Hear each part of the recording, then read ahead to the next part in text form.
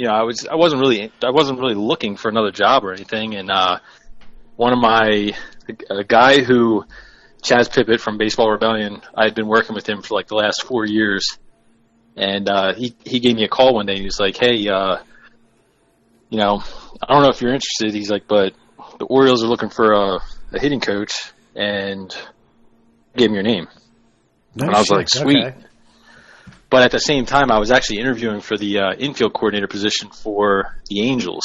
See, I really like him. He's strong-arming. Both I know. It's crazy. Yeah. Like, I don't even know how it happened either. Like, he's cooking. Yeah. The Angels just called me up one day. Well, anyway, to take the Angels job, I had to move out to California and whatnot. I heard the traffic's not that bad, though. Right? Nah. Nothing compared to D.C. No.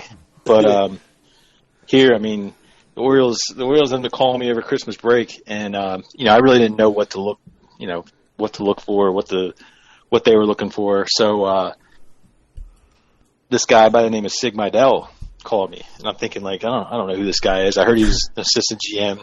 So he was like, yeah, after Christmas break, let's catch back up, and we'll figure something out when we can meet. So once I realized who it was, I actually read Astro Ball during my Christmas break vacation. So I had like 12 days. I completely read the book, and like I was like, holy shit, like this is Mike Elias and fucking Mejdal. Yeah. These are guys that are, basically 2 World Series with the Cardinals, and are the reason why the Astros are who they are. So learned a lot about them. Next thing you know, I get a phone call saying, come down to Camden Yards. We want to interview you.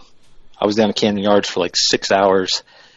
I was standing in Mike Elias' office, like holding the bat, showing him how to swing the bat and all this stuff. It was so surreal. It was crazy. This blows my mind.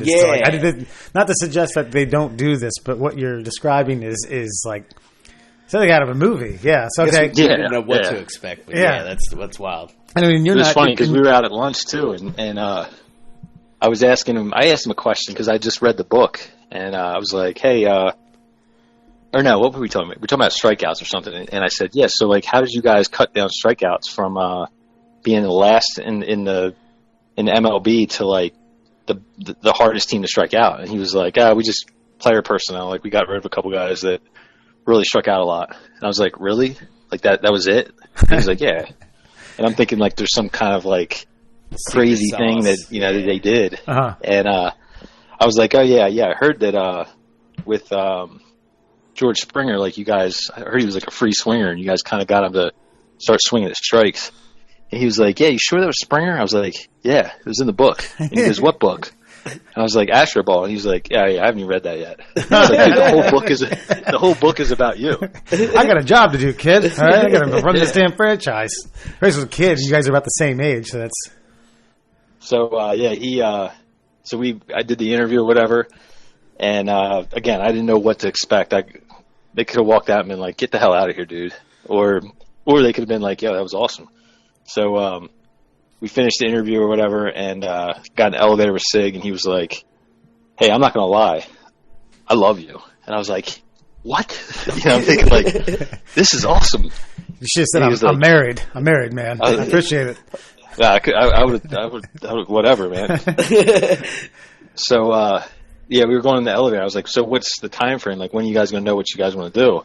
And he was like, it's got to be pretty soon. We'll be in touch.